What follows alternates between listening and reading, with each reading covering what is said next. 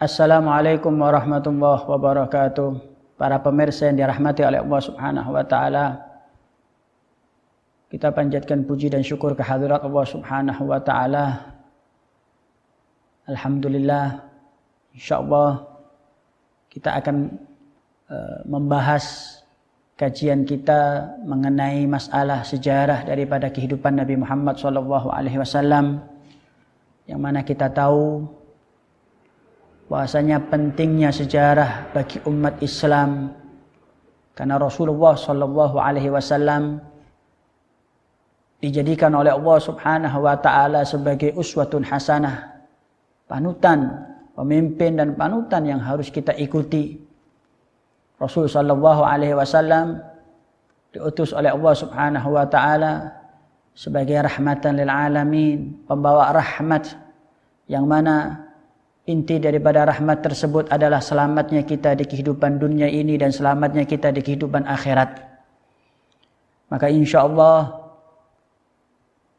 kajian kita yang akan datang dan akan berkelanjutan nantinya mengenai tentang syama'il, sejarah, kriteria daripada Rasul sallallahu alaihi wasallam, daripada akhlak Nabi Muhammad sallallahu alaihi wasallam, daripada kehidupan beliau yang akan kita bahas tuntas nantinya. Dan insyaallah banyak sekali manfaat yang akan kita dapatkan nantinya. Yang terutama adalah rasa cinta kita akan nambah kepada Rasul sallallahu alaihi wasallam, akan meningkat rasa cinta kita kepada Rasul sallallahu alaihi wasallam. Dan yang kedua, bahwasannya ketika kita lebih mengenal Nabi Muhammad sallallahu alaihi wasallam, lebih mengetahui tentang akhlak beliau, tentang apa yang dilakukan oleh beliau dalam kehidupan beliau sehari-hari, ketika beliau di rumah, ketika beliau di luar rumah, ketika beliau bertemu dengan para sahabat-sahabatnya. Ketika kita mengetahui itu semua, insyaallah akan bisa kita ikuti setapak demi setapak, selangkah demi selangkah kita ikuti akhlak Rasulullah, apa yang diamalkan oleh Rasul sallallahu alaihi wasallam, dan itu adalah penentu daripada kedekatan kita kepada Allah Subhanahu wa taala. Lebih dekat kita mengikuti, lebih persis kita mengikuti apa yang sudah diajarkan oleh Rasul sallallahu alaihi wasallam, maka lebih dekat kita kepada Allah Subhanahu wa taala, sebagaimana firman Allah Subhanahu wa taala yang berbunyi, "Qul in kuntum tuhibbunallaha fattabi'uni." Katakan wahai Muhammad kepada semuanya, bahasanya jika engkau cinta kepada Allah Subhanahu wa taala, maka tidak ada jalan lain kecuali mengikuti aku, yaitu Rasulullah sallallahu alaihi wasallam.